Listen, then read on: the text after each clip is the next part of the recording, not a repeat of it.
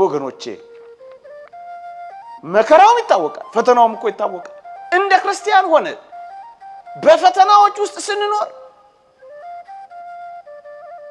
እነዚህን ጥቂት ነገሮች አስቡ እንጂ ራሳችሁን እየጠላችሁ ተስፋም እየቆረጣችሁ ራሳችሁን እያጠፋችሁ እንዳትኖሩ ወጣቶች ሆይ ማክሲመስ የተባለ ሊቅ ለምን ፈተና እንደሚገጥመን 3 ምክንያቶችን ገልጿል ፈተና እንኳን ቢኖርባችሁ ክርስቲያን ሆናችሁ በፈተና ውስጥ እንኳን ብትኖሩ እነዚህን 3 ነገሮች እንዳትረሱ ላስታውሳችሁ በሞቴ ምን ይላል ማክሲመስ የተባለ ሊቅ ፈተና ለአንዳንዶች ከቀደመ ኃጢአታቸው ሊያነጻ ይመጣል ይላል የተወደዳችሁ ኦርቶዶክሳውያን ፈተናው ምንጫችን ፈተናው በምድር ያለ ኃጢአታችንን ማጥሪያችን እንደሆነ ማሰብ ነው የክርስቲያን ወጉ በደሌን ኃጢአት ያርቅልኝ ዘንድ እነዚህ ፈተናዎች መተውብኛል እግዚአብሔር ሆይ በዚህ ካራክልኝ ተመስገን አንዳንዶቻችንን ኃጢአቶቻችንን ሊያነጻ ይመጣል ይላል ማክሲመስ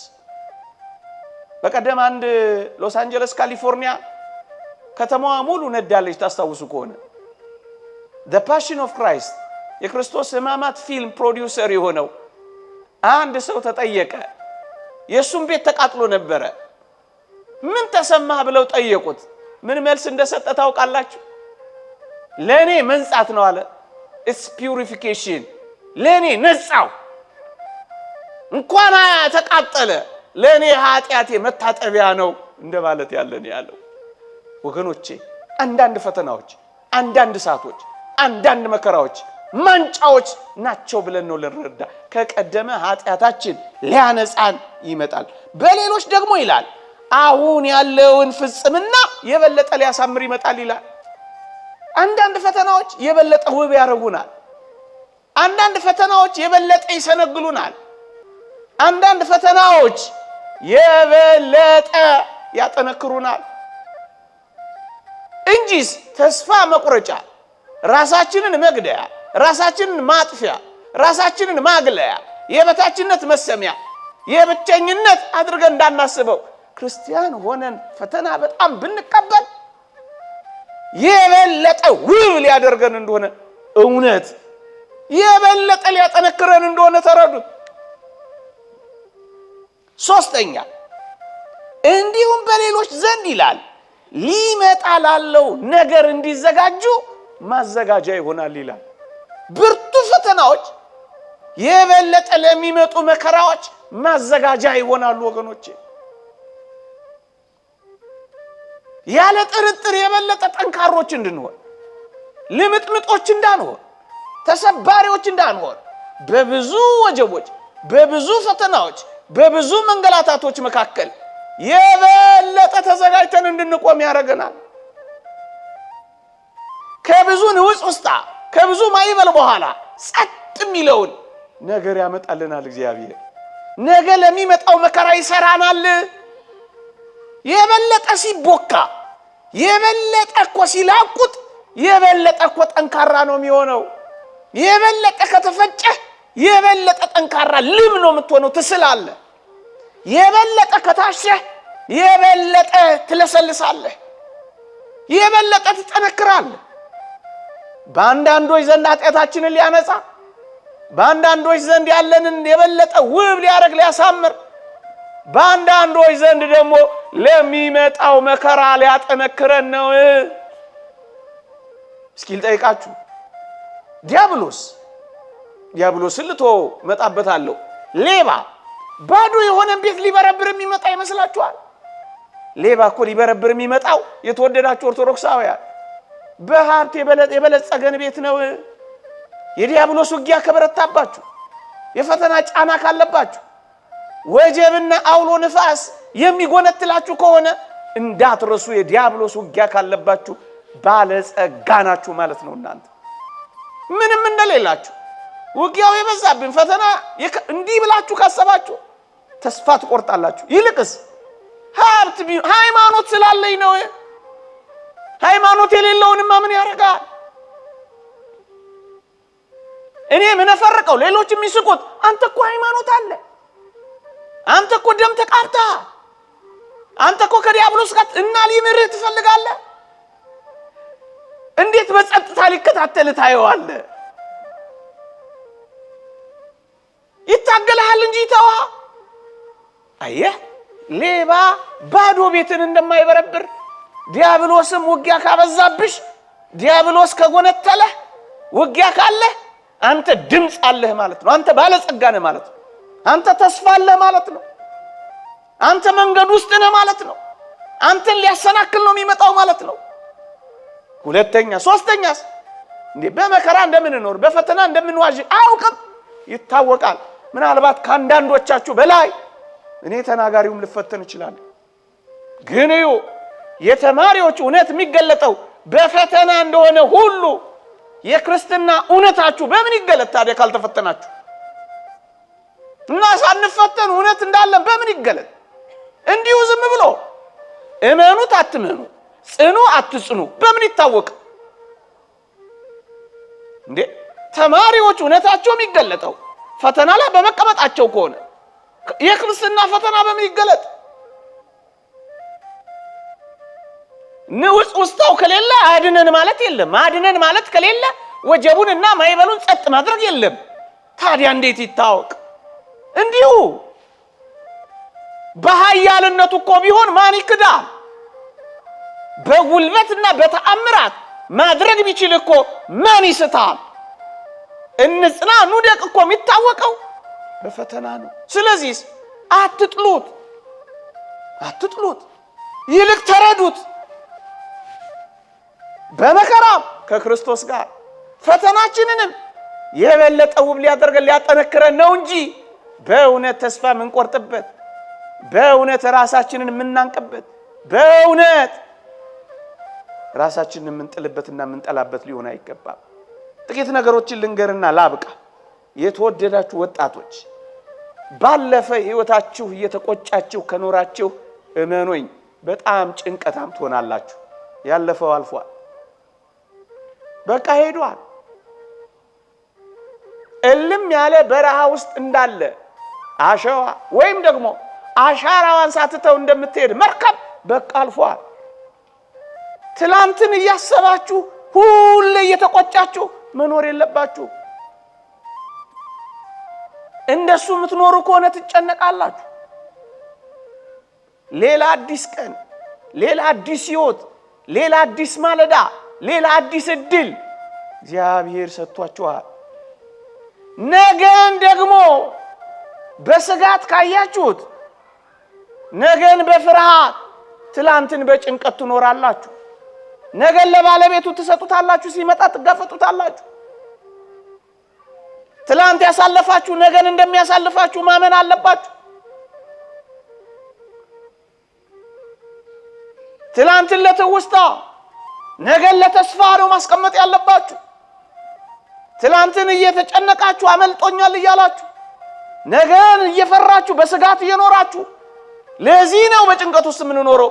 ታዲያ የክርስቲያን ኑሮ መቼ ነው ካላችሁ ዛሬ ነው። እሱም አሁን ነው። አሁን ደስ ይበላችሁ። ትላንትን ለትውስታ እንዴ ታሪካችሁን ትዝታችሁን ሁሉ ትረሳላችሁ። ትላንት ያለፋችሁት የለም። ትላንት አልቆማችሁ። ትላንት ጠፋው ስትሉ አላኖራችሁ። ምን ሆናለሁ ስትሉ ብዙ አላረገላችሁ። ትላንት ይሰር ምን ነበራችሁ? ትላንት እውነት እንነጋገር ከተባለ ዛሬ የምትኖሩትን ትላንት እንዴ ምንም ያልነበርን ዛሬ አልሆንም። ከትላንት ላይ ታሪካችሁን ትዝታችሁን ትሰርዙትና ዛሬን ታጠፉታላችሁ። የነገን ተስፋ ደግሞ ይሁት ቃሉን የሰጠን እግዚአብሔር የታመነ አይደለም። እኛ ላንታመን እግዚአብሔር እኮ የታመነ ነው። ራሳችንን እንጠረጥረዋለን፣ እግዚአብሔርን ግን እናምነዋለን። ነገን በተስፋ ዛሬን ግን በደስታ ከኖራችሁ ራሳችሁን አታጠፉ፣ ራሳችሁን አትንቁ፣ ዋጋ ቢስ እንደሆናችሁ አትቆጥሩ። በተስፋ ትኖራላችሁ። የክርስቲያን ህይወቱ ደግሞ የነገብ ተስፋ ነው። እቺን ምድር ብቻ ተስፋ ያደረግን ከሆነማ ከሁሉ ይልቅ ምናንስ ምስኪኖች ነን ይላል ቅዱስ ጳውሎስ። ምስኪኖች ነን። ራሳችንን ማነቅ ይነሳል። እሱ አይደለም የሚያኖረን፣ የዘላለም ተስፋችን ነው የሚያኖረን።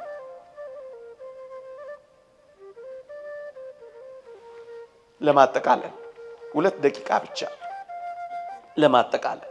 ስለዚህ ትላንትን ስታስታውስ እግዚአብሔር ያደረገልህን፣ ዛሬን ስትደሰት የፈጸመልህ ባለው፣ ነገን ደግሞ በተስፋ ስትኖረው ትረጋጋለህ። የተወደዳችሁ ወገኖቼ ሁሉ ጊዜ እንዲህ አይነት ሐሳብ በተለይ ወጣቶች ራሳችሁን የመናቅ ሱሰኛ የመሆን ሌላ ነገር ውስጥ ይመጣል። ከዚህ አለፍ ብሎም ደግሞ ራስን አጥፋ ስቀል የሚሉ ስሜቶች ሲሰማችሁ እነዚህን ሐሳቦች ብቻ እንድታስቧቸው ተናግሬ ያበቃለሁ። አንደኛ እግዚአብሔር ለኛ ባለው ፍቅር ላይ ጥርጣሬ ገብቷቸዋል ማለት ነው። አንደኛ። ሁለተኛ ትኩረቱንና ለኛ ያለውን ጥበቃ ጠፍቶብናል ማለት ነው። እግዚአብሔር እንደሚጠብቀን ተጠራጥረናል ማለት ነው። ሶስተኛ እና እጅግ የሚያሳዝነው ከሞት በኋላ ያለውን ህይወት ክደነዋል ማለት ነው። ምን ማለት መሰላችሁ? ለዚህ ኑሮ ካልተገባሁማ የዘላለሙ ህይወት ይቅርብኝ ማለት ነው ብላችሁ ወስናችኋል ማለት ነው። ህይወት እዚች ምድር ላይ ብቻ ያለች መስሏችኋል ማለት ነው።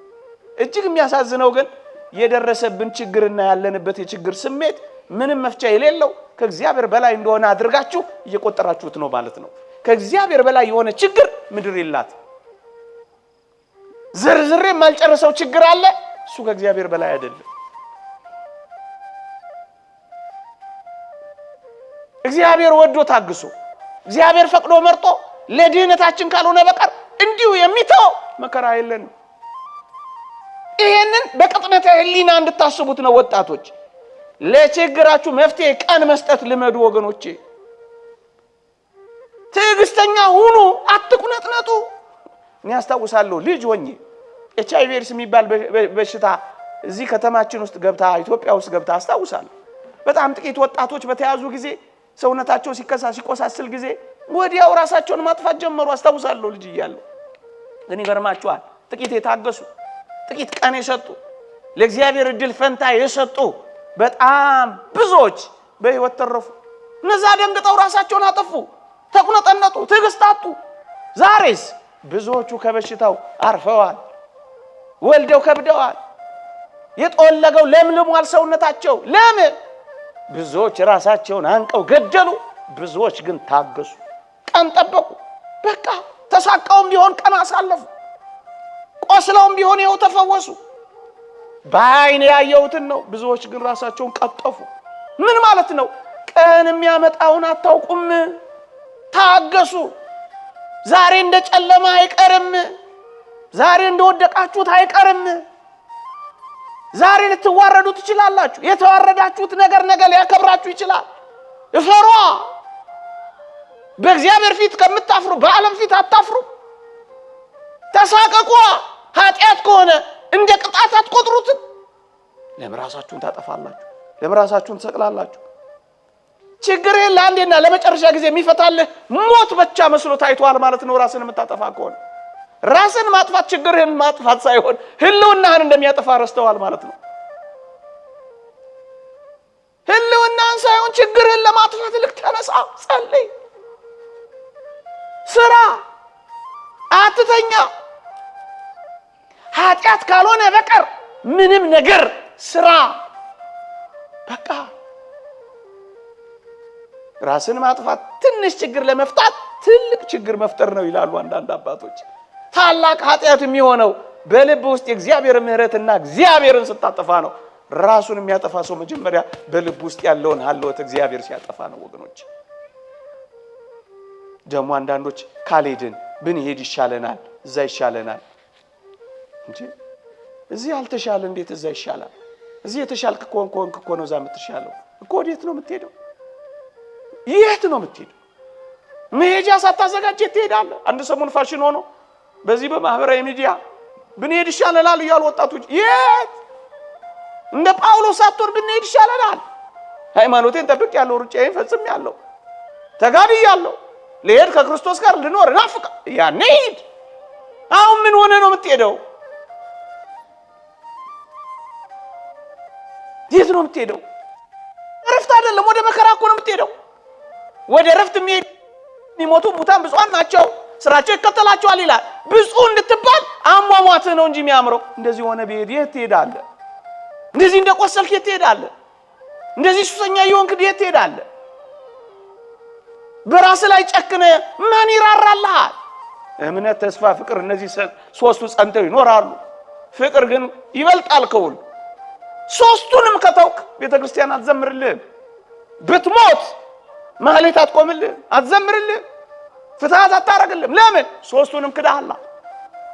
ሌላ ኃጢአት ብትሰራ አንተ ስላለ ንስሐ ትገባለህ።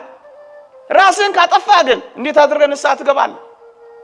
ለዚህ ነው እምነትም ተስፋም ፍቅርም ያጠፋ ሰው ማትቆምለት ቤተክርስቲያን።